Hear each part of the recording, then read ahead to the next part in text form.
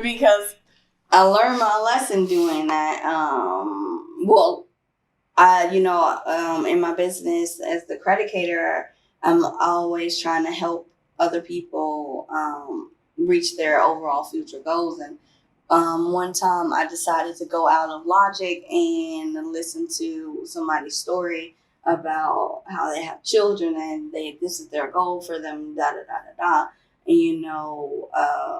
But the way that they approached me was super aggressive and just didn't go with my spirit. And I was like, but I want to help people. If it helps more than you, it helps your children.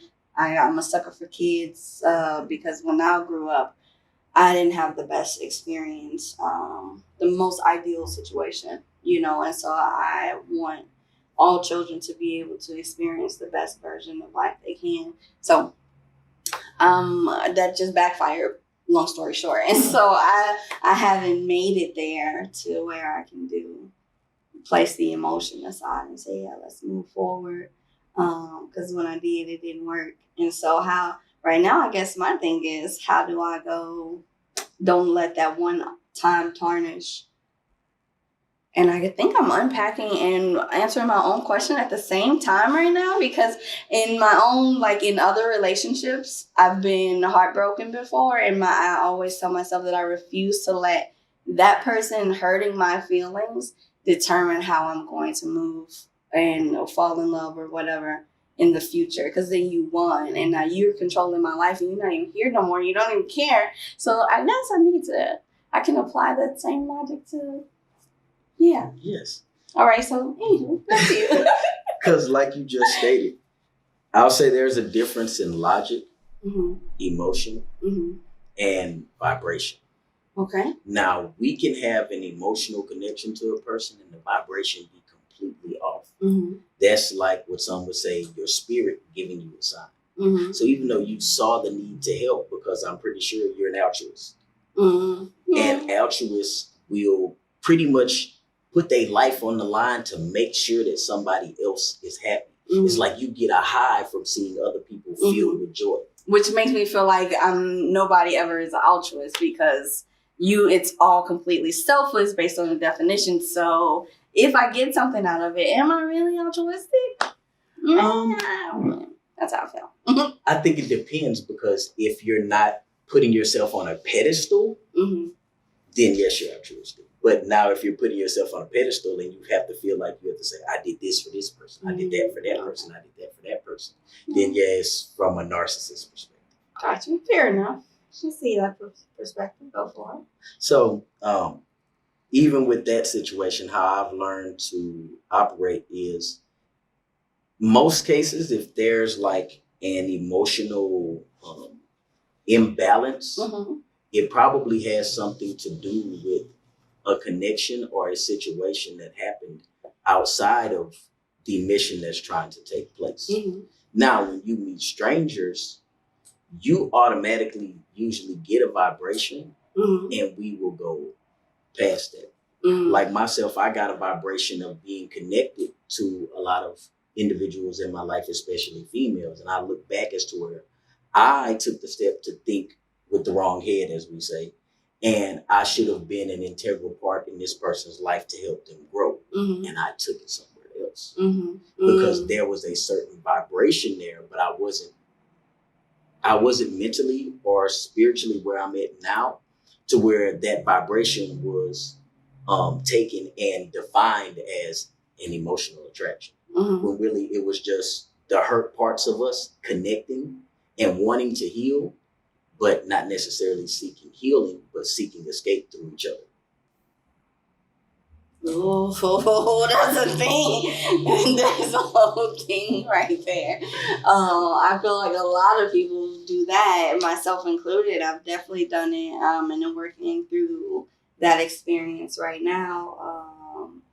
Healing through other people can be tricky, but at the same time, that's how most people end up healing, through experiences with other people. And so it's hard to differentiate between the two. if you're not, I guess, tapped in with yourself, vibrating at your highest level of you. And what do you, I know that you are a coach, and so what do you recommend outside of reaching out to Johnny? Outside of reaching out to you, like, is there any books that you recommend people start with, or watching Pop, listening to Derek, things like that? First, I think the very first book everyone should read is themselves. Okay. Because even if you are getting a self-help book like 7 Healthy Habits of Highly Effective People or Rich Dad, Poor Dad, if you don't understand yourself, then you may take all of the things that's being expressed to you in that book and apply them in a completely different way. I myself have a curriculum called Steps to Greatness that I partnered with my mentor, Dr. Stephen LaFleur of Champions Choice Training Institute. And Steps to Greatness is a introspective walkthrough of you and how you respond. Everything in life is based off of 3 things: thought, desire, and action. Your thoughts are based off of your desires. Your desires are what fuel your motivation for certain actions that you take, or even how you respond or react to situations.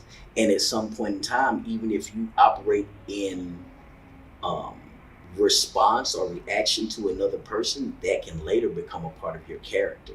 For instance, for an individual that's always used to playing the side piece, now because they're in that mindset of they can't ask or say or express how they truly feel about what the other individual was doing, even though they know they signed up for it, when they now get into a relationship with a committed individual that wants to be with them, then from that point, they're still operating from the side piece mentality of always thinking the person is doing something. And now that they have the relationship, they feel they have the right to accuse and ask. And it's really just baggage that's being carried that they never got over, because they had to pretty much be a slave to somebody else's expectations. Be here when I want you to, and the only way they could do that was to be fulfilled.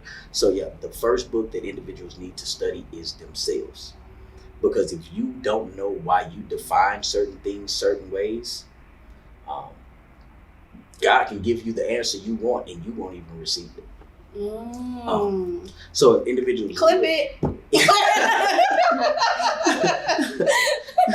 if individuals would like to reach out to me for that curriculum, I am more than happy to send it out to them for a small nominal fee. Right.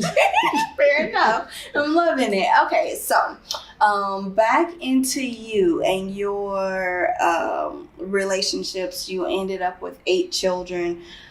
So, you may not have tapped into that as earlier in life. How about that? And so with those relationships that you've held with your children's parents, how is that dynamic? Is that something, from my perspective, it seems very difficult, and I'm very proud of you for being able to work that out, but I can only imagine the struggles that come with that. So tell me a little bit more about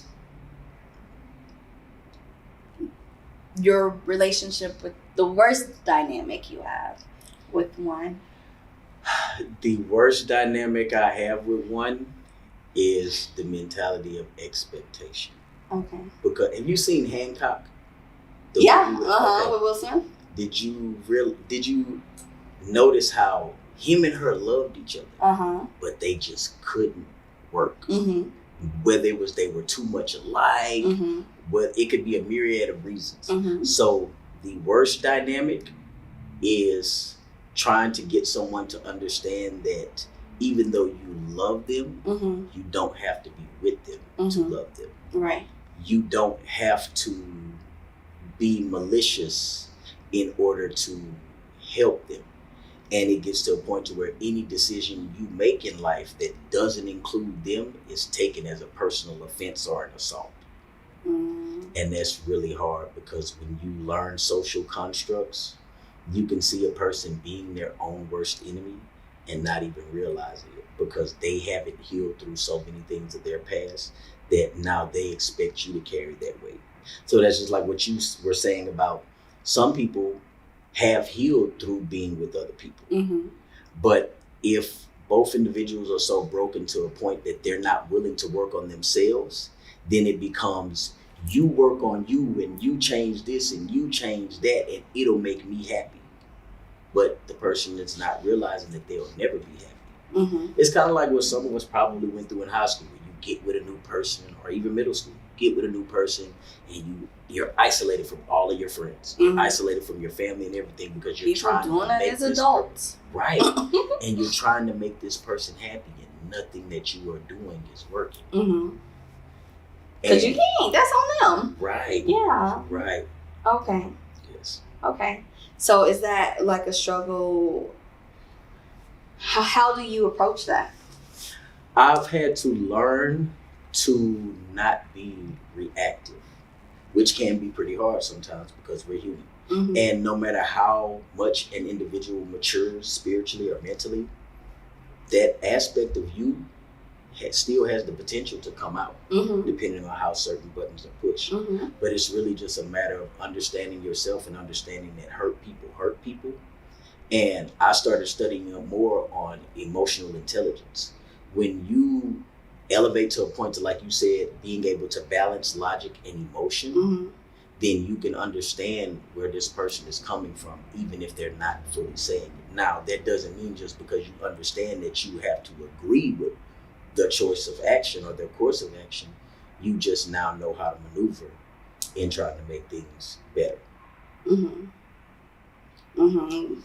And not manipulate, maneuver. Mm-hmm. Right. Mm-hmm. Right. Okay, that's fair enough.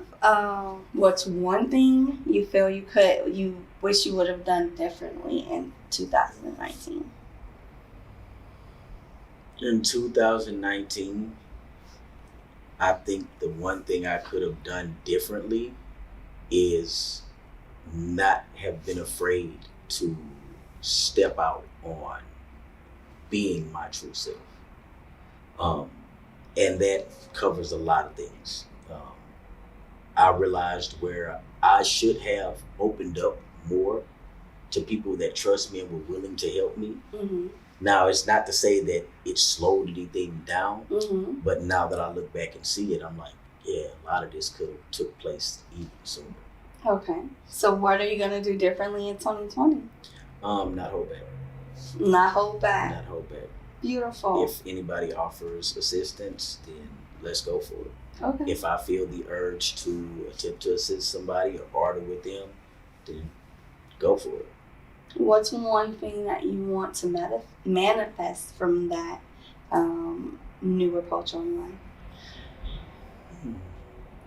The one thing I want to manifest from that true approach is being a catalyst for other individuals to not be afraid to step out on their dreams. I like it. Yes. I like it. Okay. So how? Yeah. You answered that. That's that. So how can the people reach you? How can they get your curriculum for a nominal fee? You can reach me at Johnny, JOHNNY _ Sally, SALLIE _ Junior. Or you can also go to my other page, Loyalty Life Legacy. You can email me at johnnysally@loyaltylifelegacy.com. Life spelled LYFE. You can also go to www.loyaltylifelegacy.com. And I have shirts, mugs, I'm putting jackets, hoodies. The curriculum is on there. There is also another aspect of the curriculum to where you can become a life coach yourself. But you first have to go through the basic curriculum and answer the modules, and that setup can be explained and worked out to you once you email. All right, that's so exciting. I personally feel like you should definitely reach out. The information he has been providing, the way he's answered these questions today, I would trust him to coach me down a positive path in my life. So I recommend you do the same. My name is Darien once again, and thank you for tuning in to Unpacking, where we unlearn what's unhealthy. Facts. Oh, now you want to talk.